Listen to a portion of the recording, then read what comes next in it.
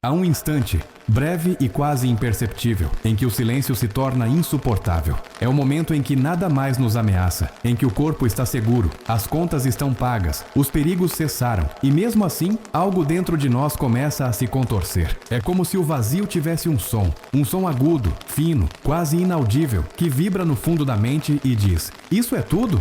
A partir desse som nasce o primeiro inimigo. A mente não suporta o nada. Ela precisa de contraste, de tensão, de algo que a defina contra o mundo. Sem oposição, ela não se reconhece. E é aí que o cérebro, em sua engenhosidade trágica, fabrica o outro, o adversário, o vilão, o obstáculo que dá forma à própria identidade. Não o inimigo real, palpável, mas o simbólico, invisível, que vive nos corredores internos do pensamento. O inimigo é o espelho torto, onde projetamos o que não suportamos ver em nós. É o vulto que carrega nossas fraquezas, ampliadas e transformadas em ameaça. E assim, sem perceber, vivemos guerras inteiras que nunca aconteceram fora da cabeça. Houve um tempo em que o ser humano precisava de monstros para sobreviver. A savana era perigosa e o medo era útil.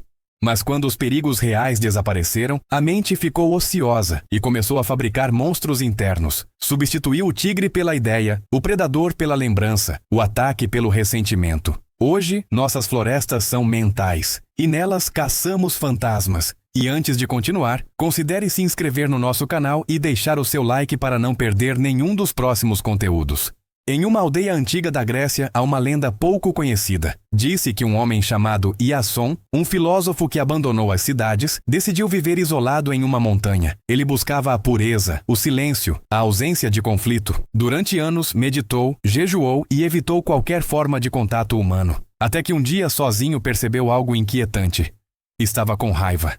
Raiva do vento, raiva das pedras, raiva do som dos próprios passos, a solidão que buscava se transformara em guerra interna. E ele escreveu em um pedaço de madeira: "Descobri o inimigo mais perigoso, aquele que não me deixa em paz quando o mundo está quieto." A história se perdeu, mas a ideia sobreviveu. Não é o mundo que cria nossos conflitos, é a mente que não sabe descansar.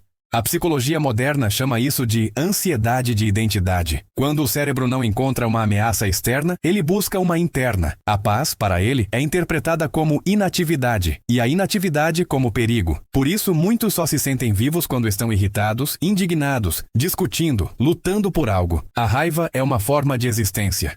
A mente, incapaz de suportar o silêncio, cria o som do inimigo. Há uma mulher que se chama Clara. Ela é gentil, inteligente, vive uma vida tranquila, mas dentro dela há uma inquietação que não se cala. Ela começa a imaginar que as pessoas ao redor a olham com desprezo. Um comentário neutro se transforma em crítica. Uma ausência de mensagem vira rejeição. Em poucos meses, o mundo à sua volta se transforma num campo minado. Ela sente-se atacada, julgada, incompreendida, mas nada mudou, apenas a forma como sua mente decodifica o mundo. Clara não percebe, mas o que ela odeia nos outros é o reflexo daquilo que teme em si. A indiferença dos outros ativa seu medo de ser invisível. O sucesso alheio acende sua sensação de fracasso. O riso dos outros parece zombaria. E assim, o inimigo cresce. Não fora dela, mas dentro. E o mais trágico é que ela precisa dele. Sem o inimigo, não saberia quem é. O ego é uma história contada em primeira pessoa. E toda história precisa de conflito. Por isso, o ego cria antagonistas, mesmo quando não existem. Precisamos de algo que nos negue para sabermos que existimos. Por isso, quando a vida está calma demais, a mente se sente ameaçada. Ela teme evaporar, como fumaça no vento, e prefere a dor à inexistência. Há um trecho em Pascal que diz: "Todo o infortúnio do homem vem de uma única coisa, não saber ficar em repouso num quarto." Essa é uma das sentenças mais simples e mais terríveis já escritas. Ela revela que o homem, incapaz de suportar o próprio vazio, cria ruído, conflito, distração, drama, tudo para fugir da ausência de estímulo. Mas o problema é que essa fuga se torna vício. E como todo vício, cobra um preço: a realidade. Em tempos antigos, os samurais tinham um ritual chamado Mushin, que significa mente sem inimigo. Era o estado em que o guerreiro lutava sem ódio, sem julgamento, sem raiva, apenas presença. Mas chegar a esse estado exigia algo mais difícil do que vencer 1000 batalhas. Exigia vencer a própria necessidade de lutar. Hoje, ninguém pratica o Mushin. Vivemos em guerra constante, mas nossas armas são invisíveis. Palavras, opiniões, crenças. Cada vez que alguém discorda de nós, sentimos como se uma parte do eu estivesse sendo atacada, e a mente reage como um animal ferido. A discussão, o confronto, a necessidade de ter razão, se tornam defesas da identidade. O inimigo imaginário, portanto, é um escudo. Ele protege o frágil sentimento de eu. Mas há um detalhe cruel. Cada inimigo que criamos nos torna um pouco mais parecidos com ele.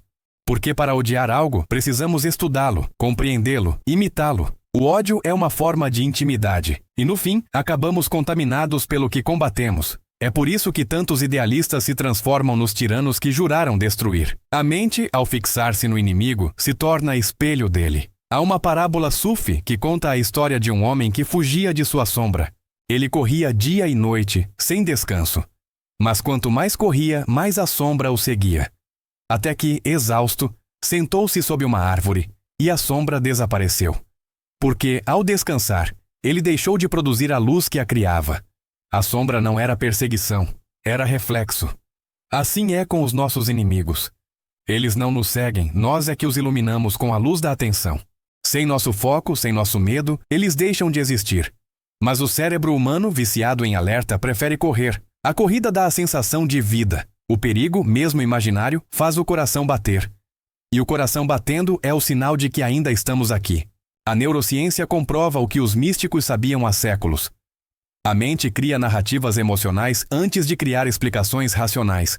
Quando algo nos ameaça, real ou imaginariamente, o sistema límbico reage primeiro. Depois, o córtex inventa a história que justifica a emoção. Ou seja, primeiro sentimos medo, depois inventamos um motivo para tê-lo.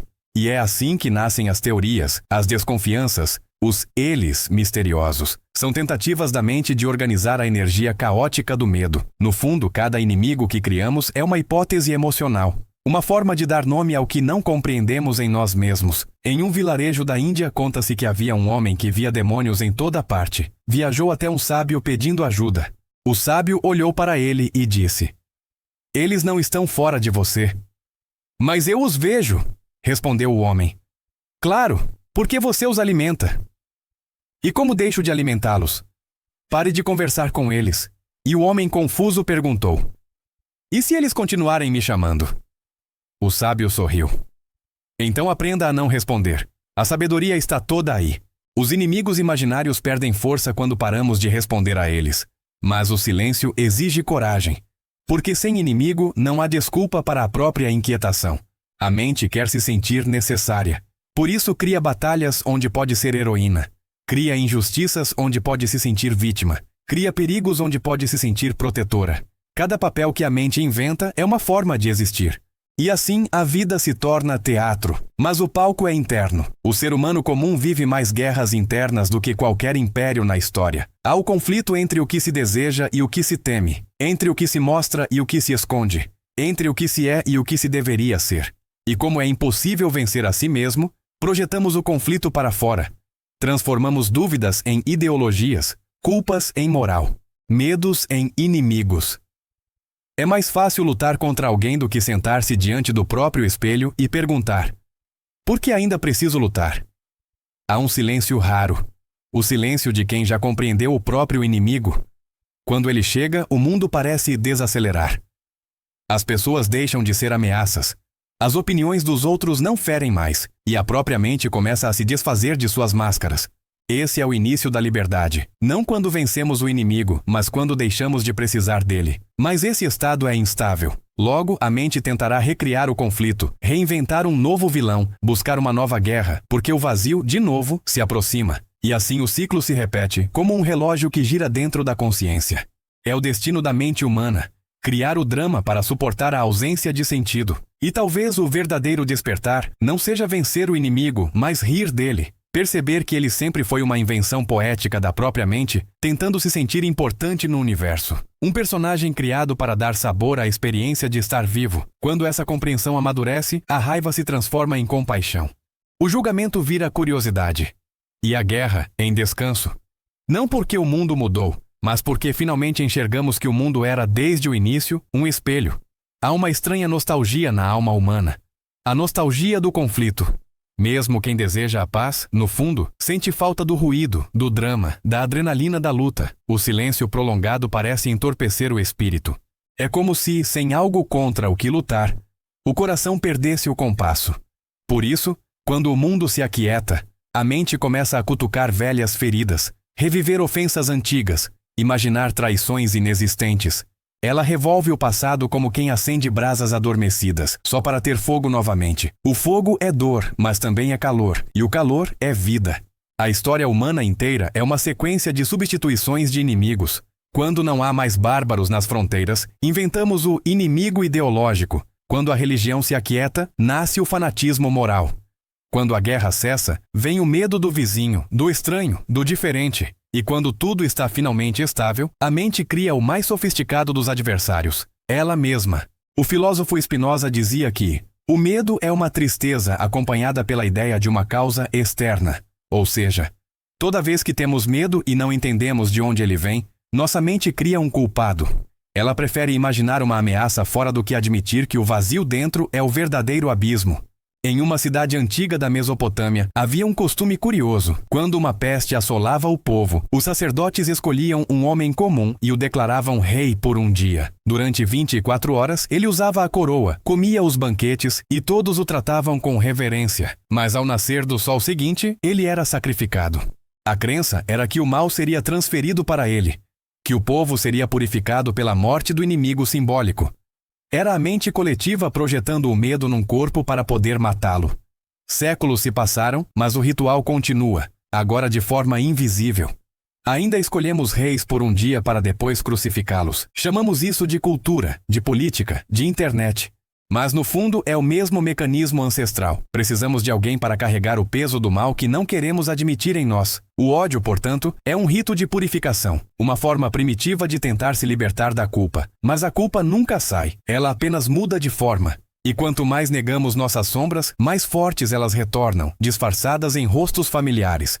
Um jovem soldado de volta da guerra perguntou a um velho monge: Mestre, por que continuo sonhando com inimigos, mesmo depois de a guerra ter acabado? O monge respondeu: porque a guerra nunca foi lá fora. Foi apenas a forma que você encontrou de lutar contra si. O soldado chorou e o monge continuou: quando não havia mais ninguém para matar, sua mente criou sombras para não morrer de tédio. Então estou condenado a lutar para sempre? Perguntou o soldado. O monge sorriu. Não. Apenas até perceber que o que você chama de luta é só o medo de existir em paz. O silêncio que seguiu foi mais revelador do que qualquer doutrina. Há verdades que só o cansaço pode ensinar. A civilização moderna é uma fábrica de inimigos invisíveis. Eles não têm rosto, nem exército, nem bandeira. Apenas um nome genérico. Eles são os que pensam diferente, votam diferente, amam diferente, rezam diferente. Cada eles que inventamos serve para reforçar o nós. É um truque de sobrevivência psicológica. A tribo só existe enquanto houver algo fora dela. Sem o inimigo, a tribo se dissolve. E sem tribo, o indivíduo sente-se nu diante do infinito. Por isso, quanto mais globalizado o mundo se torna, mais identidades radicais emergem. É o pêndulo da mente coletiva. Quanto mais ampla a conexão, mais forte a necessidade de separação. O inimigo é o limite que impede o ego de se desfazer na imensidão. E, no entanto, tudo isso é ilusão. A fronteira entre eu e outro é tão frágil quanto o traço de uma onda no mar. Mas admitir isso exige maturidade espiritual. E a humanidade, em sua maioria, ainda prefere a segurança da divisão à vertigem da unidade. Há um conto oriental sobre um rei que contratou o maior pintor de sua época para retratar o inimigo perfeito. O artista passou meses em silêncio, isolado, até que um dia voltou com a tela coberta por um véu. Quando o rei o retirou, viu a si mesmo pintado ali, em detalhes. Enfurecido, mandou prendê-lo. Mas à noite, ao olhar-se no espelho, entendeu a mensagem. Mandou libertar o pintor e escondeu o quadro para sempre. Dizia-se que quem o olhasse por tempo demais enlouquecia, não pela pintura, mas porque via refletido tudo o que tentava esconder. Assim é o inimigo, um espelho que revela o que o ego não suporta encarar. Em nível individual, esse mecanismo é quase biológico. O cérebro humano foi moldado para detectar padrões de ameaça, mesmo onde não existem. Chamamos isso de viés da negatividade. Nosso sistema nervoso dá mais atenção ao que é perigoso do que ao que é seguro. Porque, no passado, ignorar um ruído na floresta podia significar a morte, mas o cérebro não evoluiu na mesma velocidade que o mundo. Então ele continua procurando ruídos, ameaças, feras, mesmo que agora essas feras sejam apenas palavras na tela. O medo é instintivo, e a mente cria o inimigo apenas para justificar o instinto. Quando você sente medo de algo abstrato, de uma ideia, de um grupo, de um nome, está testemunhando o reflexo biológico do mesmo mecanismo que fazia seus ancestrais fugirem de lobos. Só que agora os lobos são mentais. E quanto mais sofisticada a mente, mais elaborados se tornam seus monstros. Há um homem chamado Elias, um advogado brilhante, respeitado, que certa noite sonha com um velho mendigo o acusando de covardia. O sonho é tão vívido que ele acorda com raiva. Nos dias seguintes, começa a ver o rosto do mendigo em estranhos pela rua. Sente-se julgado, vigiado, desafiado, até que, obcecado, procura um terapeuta. Esse homem não existe, Elias, diz o terapeuta. Mas o que ele representa existe. O que ele representa? O que você nega em si. E o que nego em mim? O terapeuta sorri. O medo de não ser tão corajoso quanto aparenta. Elias chora. Percebe que seu inimigo imaginário era apenas o grito de uma parte dele pedindo para ser vista. E como toda parte negada, ela precisou vestir uma máscara para ser ouvida. A mente cria inimigos porque não sabe lidar com a própria sombra. A sombra é o depósito das emoções rejeitadas, dos desejos proibidos, das verdades inconvenientes. Tudo o que não cabe na imagem que temos de nós mesmos vai para lá. Mas a sombra não desaparece, apenas muda de forma. Ela se infiltra em nossas opiniões, em nossos julgamentos, em nossas repulsas. É por isso que, frequentemente, o que mais odiamos nos outros é o que mais reprimimos em nós. Jung dizia: tudo o que irrita os outros pode levar à compreensão de si mesmo. Mas quase ninguém tem coragem de investigar a própria irritação. É mais fácil acreditar que o problema está lá fora.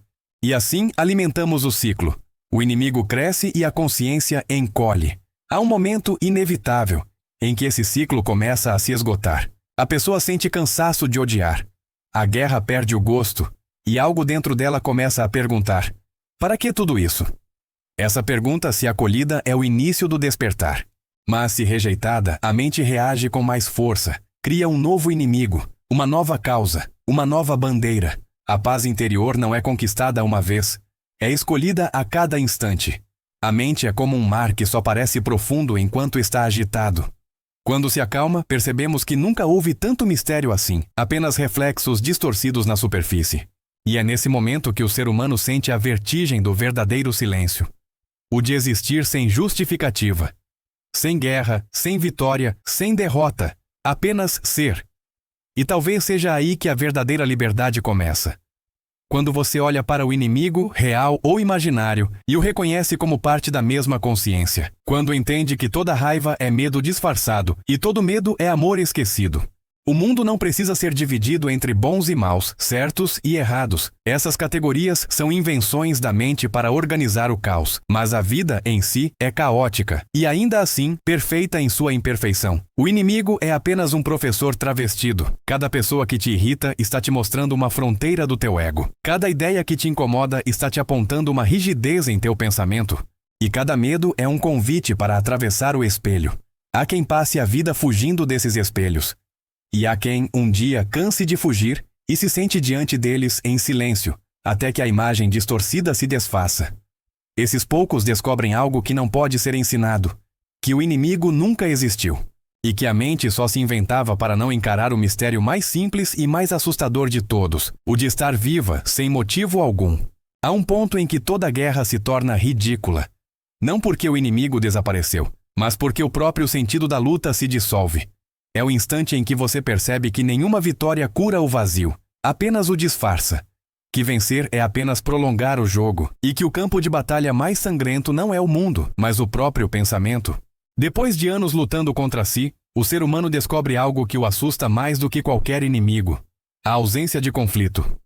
A paz, quando chega, parece uma forma de morte, porque ela destrói o papel que a mente representava, o de herói, de vítima, de mártir. A mente quer viver em guerra porque, na guerra, ela sabe quem é. Sem inimigo, ela precisa se reinventar.